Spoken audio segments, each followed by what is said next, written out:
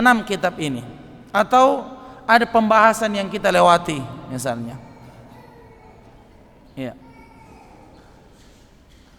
Siapa jamaah yang merasa hadir pada 6 kitab? Rata-rata hadir, walaupun 1-2 kali kadang tidak hadir karena uzur atau safar atau sakit. Yang merasa lebih dominan hadir pada 6 pembahasan kitab, coba angkat tangan. Kita lihat 1, 2, 3, 4, 5, 6, 7, 8, 9. Ya, ahsantum. Barakallahu fiik. Ada 6 orang dari laki-laki. Kalau dari ibu-ibu ada berapa orang tadi? Tidak ada ibu-ibu. Ada berapa orang? Kam? Arba? Salasa. Salasa faqat. Mana salasa faqat? Faqat. Faqat. Ya, hanya 3 saja ya, Masya Allah. Jadi 6 kitab. Ya. Jadi ini perlu untuk dijadikan bahan motivasi. Ya.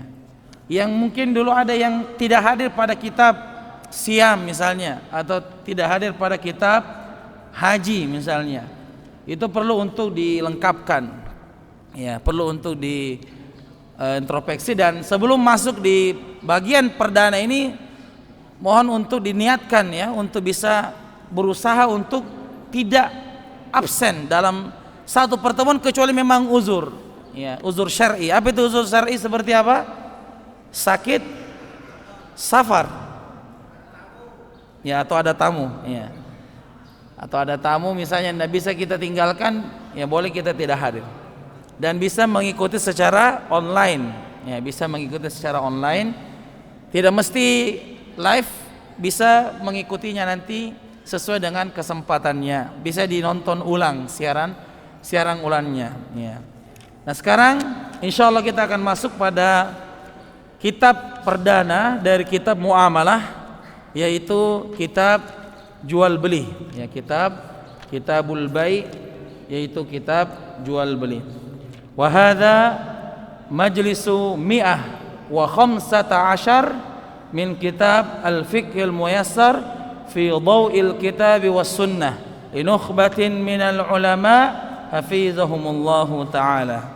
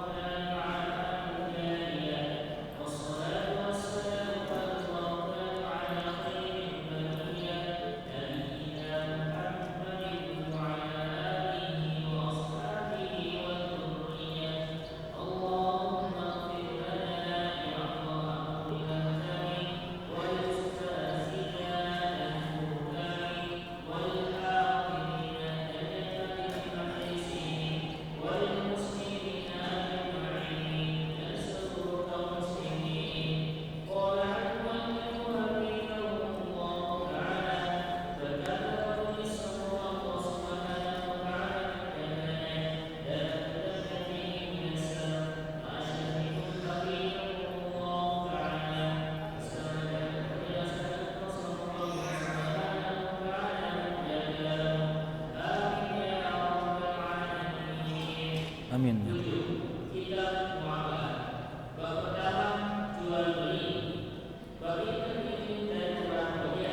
Bismillahirrahmanirrahim.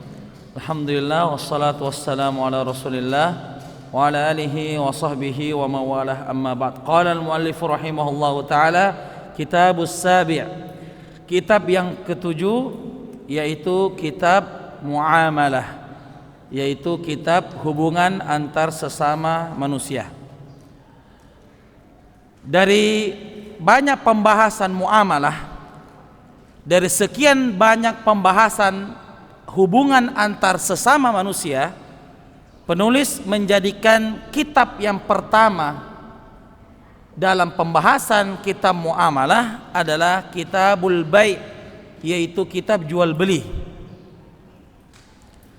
Karena ini yang merasa dipandang yang paling sering terjadi. Bahkan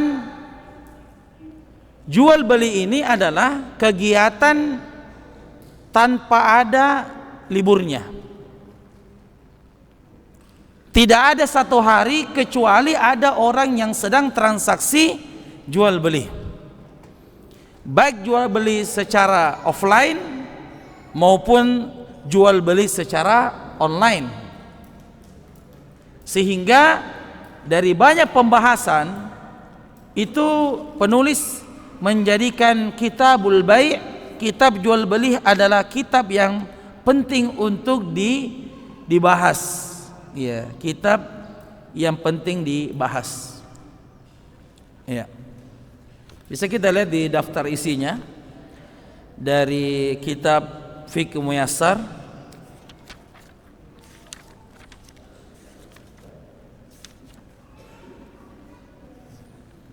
Di awal-awal kitab itu disebutkan daftar isi dari buku ini. Kalau kita lihat di sini di daftar isinya, bab yang pertama yang dibahas adalah tentang apa? Jual beli. Kemudian bab yang kedua riba. Yang ketiga qard atau pinjaman, pinjam meminjam. Kemudian yang keempat rohan. Apa itu rohan? Pengadaian. Kemudian yang kelima salam. Ini nanti dibahas apa itu salam. Kemudian yang keenam hawalah. Apa itu hawalah? Pengalihan hutang. Kemudian bab yang ketujuh wakalah. Wakalah itu perwakilan, diwakilkan. Bagaimana hukumnya kalau diwakilkan? Bab yang kedelapan kafalah, jaminan dan doman. Apa itu doman? Garansi. Kemudian bab yang kesembilan hajar atau pencekalan. Bab yang ke-10 syarikah, bagaimana pembahasan syarikah. Kemudian bab ke-11 ijarah, yaitu sewa menyewa. Bab yang ke-12 muzarah, akad pengolahan lahan, dan musaqah, akad perawatan tanaman. Nah, ini sering terjadi, akad pengolahan lahan, muzarah. Kemudian bab yang ke-13 syuf'ah dan jiwar, hukum-hukum tentang bertetangga. Bab yang ke-14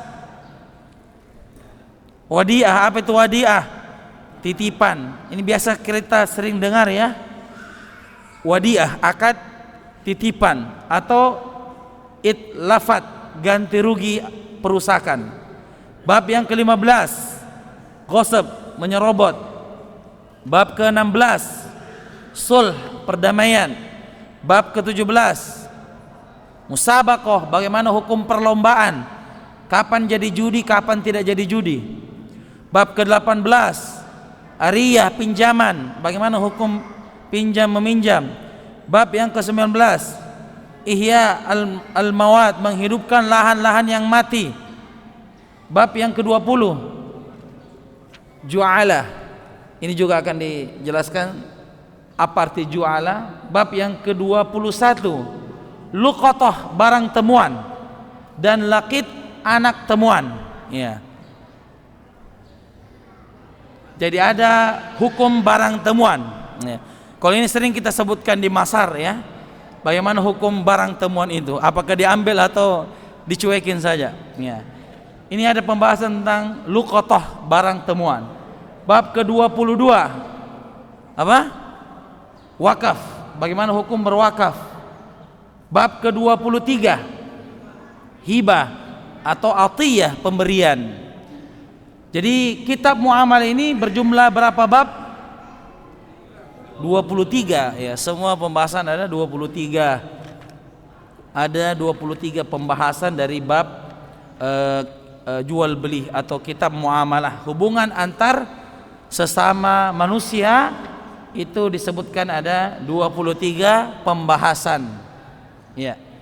Untuk itu bisa diniatkan untuk sama-sama mengingatkan, mumpung masih di awal-awal kajian, untuk mengajak saudara-saudaranya, bahkan untuk kita tantang diri kita untuk bisa hadir terus dan berusaha untuk tidak absen dalam pengajian. Ya, bisa ditantang diri kita. Barakallahu fiik. Ya.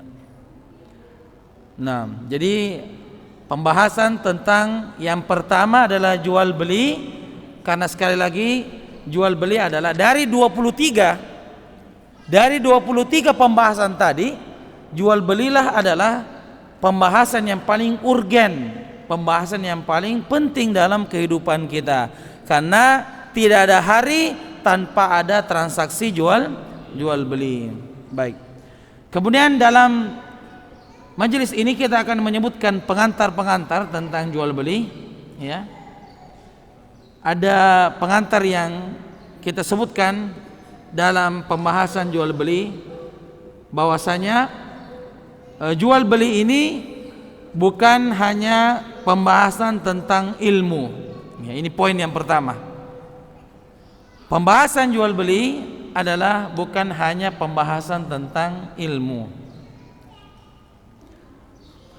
melainkan jual beli bukan hanya pembahasan tentang ilmu, namun jual beli itu pembahasan tentang menjaga akhlak. Ya. Ada pembahasan tentang menjaga apa? Akhlak. Karena dari jual beli inilah diketahui karakter seseorang. Dari jual beli ini kita bisa menebak bagaimana sifat seseorang, bagaimana karakter seseorang. Apakah dia karakternya orang penyabar atau orang yang tidak penyabar? Apakah dia orang yang hati-hati ataukah orang yang ceroboh? Itu bisa ditebak dari jual beli. Kemudian selain bukan hanya pembahasan ilmiah, tapi dia adalah akhlak, dan jual beli juga amanah. Jual beli juga apa? Amanah. Karena dari jual beli itu kita bisa melihat siapakah yang amanah, siapa yang tidak amanah. Dari jual beli ada orang yang amanah, ada juga yang berkhianat, tidak sesuai dengan akad yang disepakati di awal transaksi. Ya, tidak sesuai dengan akad yang pertama kali kita sepakati. Jadi ketahuan siapa yang amanah, siapa yang tidak amanah. Kemudian selain akhlak, selain amanah, ini juga jual beli ada pembahasan tentang kejujuran. Di sini juga akan kita bisa menebak siapa manusia yang jujur dan siapa manusia yang tidak jujur. Jual beli itu bisa melihat, menyingkap orang-orang yang jujur dan orang-orang yang tidak jujur untuk mendapatkan keuntungan dunia. Ya, untuk mendapatkan keuntungan dunia. Kemudian selain akhlak, selain amanah, selain kejujuran, jual beli juga mengajarkan tentang menghindari dari perbuatan buruk. Jual beli juga mengajarkan tentang menghindari perbuatan apa? Perbuatan buruk, seperti kezaliman. Seperti apa? Kezaliman. Rasulullah sallallahu alaihi wasallam bersabda, kezaliman adalah kegelapan pada hari kiamat. Jadi ini yang disebutkan dengan jual beli bukan hanya tentang ilmu, tetapi tentang apa? Tentang apa? Akhlak. Tentang apa? Amanah. Tentang apa? Kejujuran. Tentang apa? Menjaga perbuatan diri dari perbuatan yang buruk. Barakallahu fiik. Sebelum kita lanjutkan, kita mendengarkan azan terlebih dahulu. Nah.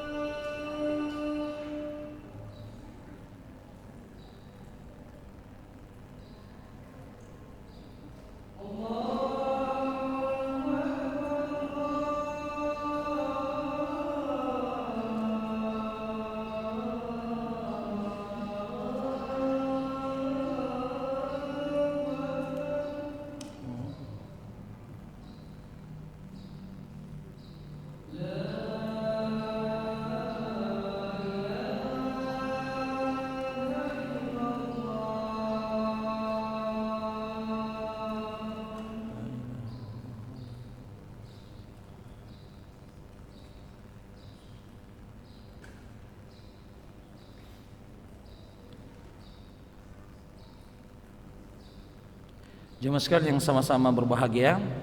Kemudian poin yang kedua, setelah kita sebutkan tadi bahwa jual beli itu bukan hanya pembahasan tentang ilmu, tetapi di situ ada tentang akhlak, ada tentang amanah, ada tentang kejujuran dan terjaga dari perbuatan-perbuatan yang buruk.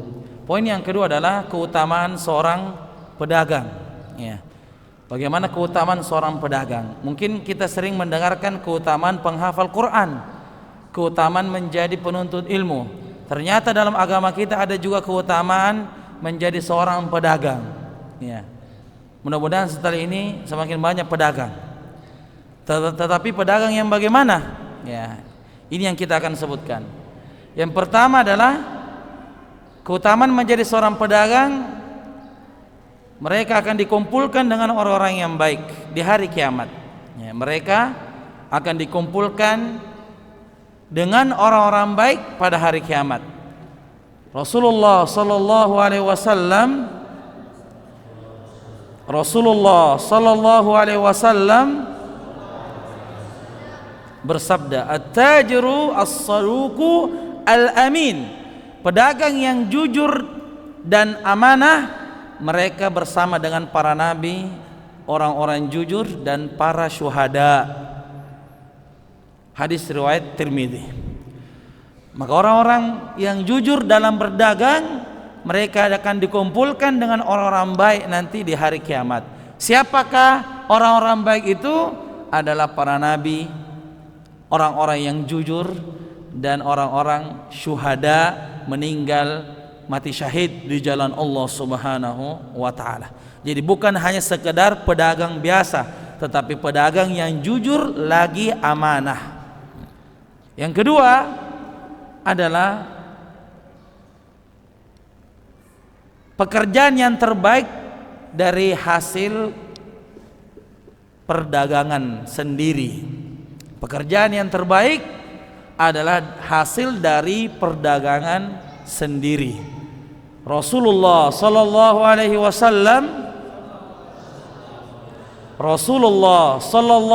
wasallam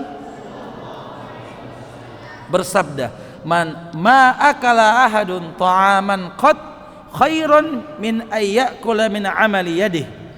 Tidak ada suatu makanan yang masuk ke dalam tubuh yang lebih baik daripada hasil kerja sendiri. Tidak ada makanan yang paling baik yang masuk ke dalam tubuh kecuali makanan itu dari hasil keringat sendiri. Menurut ulama kita yang dimaksudkan dengan hasil keringat sendiri adalah perdagangan. Perdagangan. Makanya salah seorang ulama kita berpendapat bahwasanya pekerjaan yang baik adalah menjadi seorang pedagang. Ya, menjadi seorang pedagang.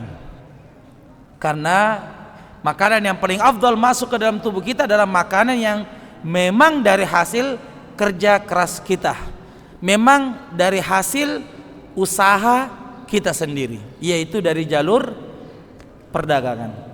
Yang ketiga, bahwasanya manusia yang paling bermanfaat adalah manusia yang terbaik. Ya, manusia yang paling bermanfaat adalah manusia yang terbaik. Rasulullah sallallahu alaihi wasallam bersabda, "Khairun nas anfa'uhum linnas." Sebaik-baik manusia adalah yang paling banyak manfaatnya untuk manusia. Dan tentunya jual beli itu memberikan manfaat atau memberikan mudarat? Manfaat. Bukankah kalau kita ingin beli baju, kemudian ada yang jual, kemudian kita beli darinya, bukankah ini saling memberi apa? Manfaat. Kita beli dengan uang kita dan dia menyerahkan barangnya, menyerahkan barang jualannya. Maka inilah yang disebut dengan sebaik-baik manusia adalah yang bermanfaat untuk manusia yang lain. Dan jual beli itu adalah transaksi yang saling memberi manfaat. Barakallahu fiik. Kemudian yang keempat, di antara keutamaan menjadi seorang pedagang adalah salah satu pintu rezeki. Ya, salah satu pintu rezeki. Disebutkan oleh ulama yang mulia Imam Malik rahimahullah, guru daripada Imam Syafi'i, mengatakan tis'atu a'syarir rizqi fit tijarah.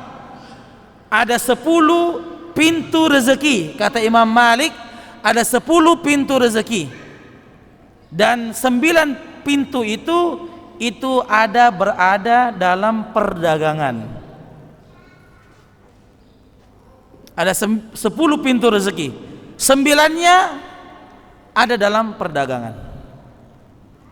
9-nya ada dalam perdagangan. Jadi sisa 1 saja yang tidak. 9-9-nya itu terdapat, rezeki itu ada terdapat dalam perdagangan atau jual beli. Jadi itu yang disebutkan dengan keutamaan orang yang berdagang.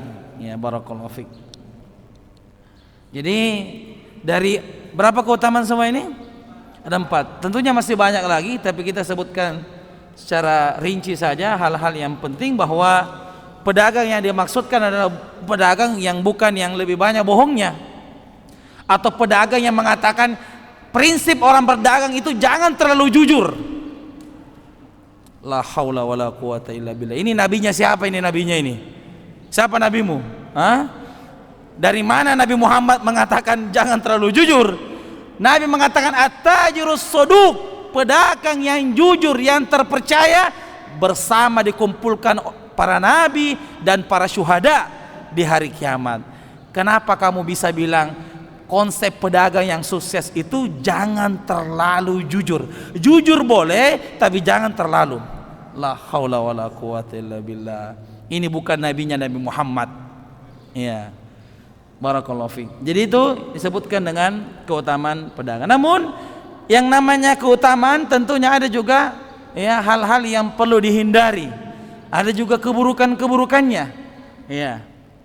Jadi jangan hanya melihat manisnya, tapi juga ada pahitnya, ada juga lobang-lobangnya yang perlu kita hindari. Akhtaruha, bahaya-bahaya menjadi seorang pedagang. Ya, sekarang kita supaya seimbang kita bahas juga bahaya-bahayanya. Yang pertama adalah dikumpulkan dengan orang-orang yang buruk. Ya. Kalau cara berdagangnya salah, sesuai dengan hawa nafsu, maka di hari kiamat berkumpul dengan orang-orang yang jahat, berkumpul dengan orang-orang yang buruk. Rasulullah sallallahu alaihi wasallam, ibu-ibu kurang. Rasulullah sallallahu alaihi wasallam, man ghasyana falaysa minna. Barang siapa yang berbuat curang, maka bukan dari golongan kami. Hadis riwayat Muslim. Jadi orang yang berdagang tetapi banyak curangnya, ya, dan itu yang banyak terjadi oleh sebagian pedagang, tidak semua, tapi sebagian. Bagaimana caranya bisa mendapatkan keuntungan yang tinggi? Dengan cara berbuat curang. Kata Nabi, siapa yang berani berbuat curang dalam masalah ini, maka bukan golongan kami. Al-Hasan Al-Basri rahimahullah ta'ala pernah mengatakan bahwa yang dimaksud bukan golongan kami, nanti di hari kiamat tidak dibangkitkan bersama rombongannya Nabi Muhammad. Di hari kiamat tidak digabung bersama rombongannya Nabi Muhammad. Kira-kira bagaimana perasaan kita kalau kita bangkit dari kiamat, Nabi Muhammad ada di depan kita? Aman atau tidak? Aman. Pas dibangkitkan di depannya Firaun. La haula wala quwata illa billah. Dibangkitkan di depannya Abu Jahal, muncul Abu Jahal di depan. La haula wala quwata illa billah. Maka ini yang dimaksudkan adalah kalau berbuat curang dalam perdagangan, dibangkitkan bukan bersama dengan rombongannya Nabi, tapi bersama dengan rombongan yang jahat, rombongan-rombongan yang berbuat curang, bukan dari golongan kami. Yang kedua, disebutkan bahwa mempelajari fikih jual beli adalah penting. Ya, mempelajari fikih jual beli adalah penting. Disebutkan oleh Imam Ibnu Sirin rahimahullah, seorang tabi'in yang mulia. Siapa itu tabi'in? Muridnya sahabat. Ahsantum, muridnya sahabat. Pernah mengatakan, kanu yata'allamuna al-bai' kama yata'allamuna as-salah. Kami dulu belajar tentang jual beli seperti sedang belajar salat. Kami belajar jual beli dulu bersama dengan sahabat-sahabat guru-guru kami seperti belajar salat. Takbiratul ihram, al-fatihah, ruku, sujud. Saking pentingnya ini jual beli. Ya. Jadi jangan sampai dianggap kitab muamalah ini adalah kitab yang tidak terlalu penting, tidak seperti kitab ibadah. Hati-hati. Jual beli itu adalah hablum minan nas. Dan tidak bisa kita masuk surga kecuali harus dua. Hablum minallahnya juga bagus, hablum minan nasnya juga bagus. Apakah bisa masuk surga orang yang bagus sholatnya tetapi dia banyak curangnya sama orang? Tidak bisa. Jadi dulu orang-orang soleh belajar jual beli seperti belajar apa? Sholat. Yang ketiga, disebutkan bahwasanya orang yang tidak memahami jual beli akan terjatuh pada dosa. Orang yang tidak memahami jual beli akan terjatuh kepada dosa. Rasulullah sallallahu alaihi wasallam, idza tajarra ar-rajul lam yatafaqqah akal riba in syaa'a am aba. Siapa yang tidak mempelajari jual beli, tidak memahami jual beli, maka dia akan jatuh pada perbuatan riba. Dia mau atau tidak mau, dia suka atau tidak suka. Jadi orang yang tidak paham jual beli pasti akan jatuh pada perbuatan riba. Dia mau atau dia tidak mau. Kalau yang mau jelas. Tapi kalau yang tidak mau itu juga bisa jadi kena juga, karena gara-gara tidak apa? Tidak belajar, tidak mempelajari tentang jual beli.